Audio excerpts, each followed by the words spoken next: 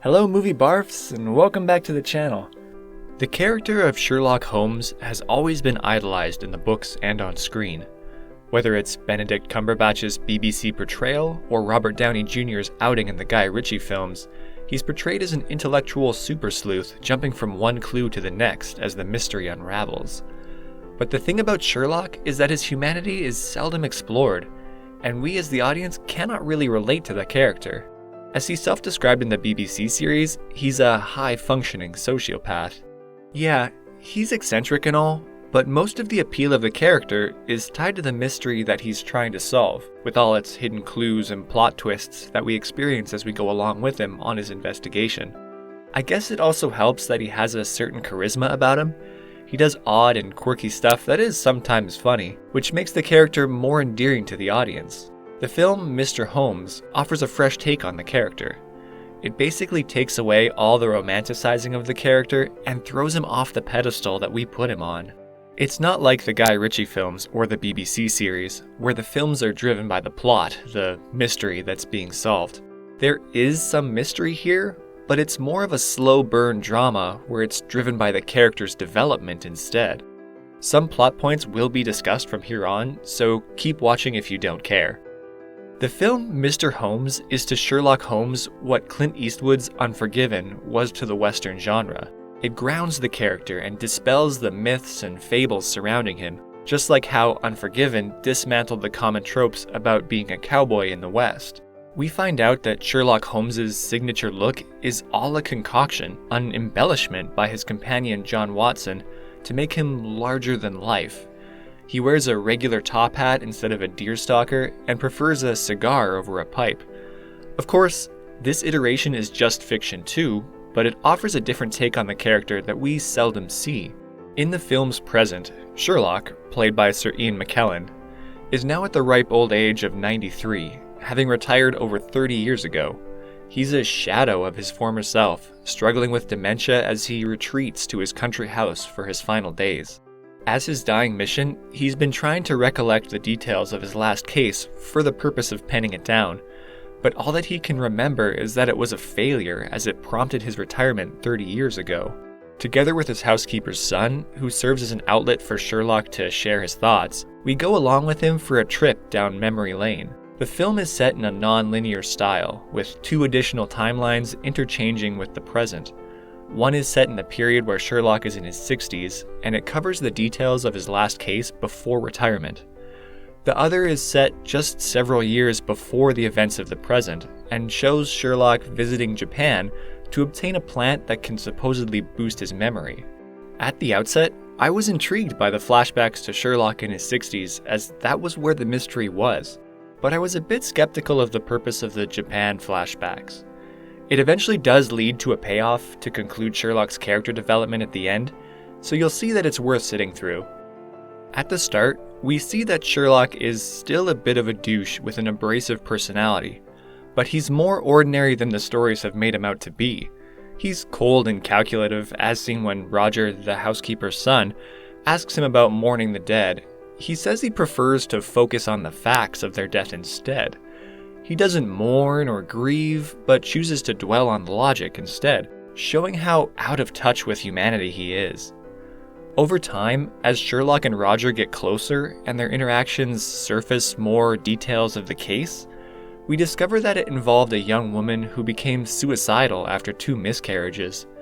In her attempt to derail Sherlock from the truth, she stages it such that it seems she's about to kill her husband, when, in reality, she wants to construct gravestones for herself and her 2 miscarried children.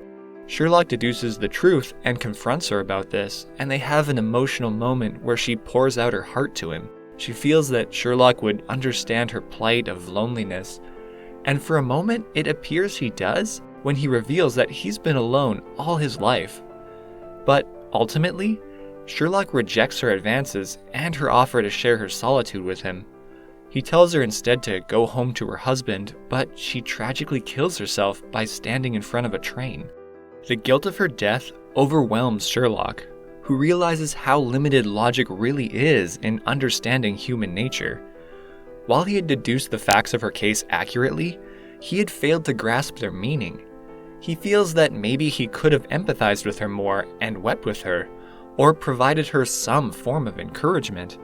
He realizes his inability to connect with other people emotionally, and feels the most alone he's ever felt in his life.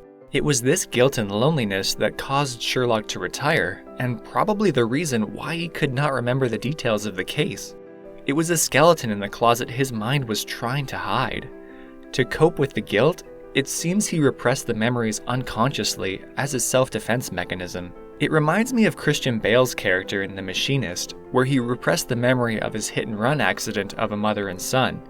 He completely forgets about it until the end of the film, where he comes face to face with the truth in his battle against insomnia. It's like the Barbra Streisand song where the lyrics go, "What's too painful to remember, we simply choose to forget." In the present day, when Roger becomes unconscious from what appears to be bee stings from the bees in his apiary, Sherlock's social ineptitude continues when he doesn't even have the decency to inform his mother about her son's condition after calling an ambulance, using the excuse that he felt it wouldn't make a difference. After a dramatic confrontation between Roger's mother and Sherlock, combined with the recent rediscovery of the facts of the last case, the reality of his lack of humanity hits home, and this becomes the turning point for his character. This is where the Japan flashbacks have its payoff. Years ago, Sherlock was visiting a Japanese man to gather a certain plant with memory-boosting abilities. It's revealed later that the Japanese man had a father who abandoned his family to stay in England, supposedly at the advice of Sherlock. In reality, Sherlock never met the man's father. He gives the Japanese man the cold, hard truth that his father cowardly abandoned his family and used Sherlock's name to make it seem more honorable. Now, at the closing of the film, after Sherlock has realized that the cold, hard truth is sometimes insufficient, he decides to write to the Japanese man with a concocted story to give him some measure of peace, fabricating a lie that he indeed knew his father and that he went on to be a distinguished member of the British service. This is a stark change from Sherlock's initial stance at the start of the film, in which he scoffs at fiction and deems it useless, as well as him being unable to grieve for the dead and only focusing on the facts. Now, after realizing the error of being emotionally cold and unsympathetic, he's learned to see beyond the facts and to tactfully put himself into the other person's shoes. Overall, Mr. Holmes was a different take on the character, and a refreshing one at that.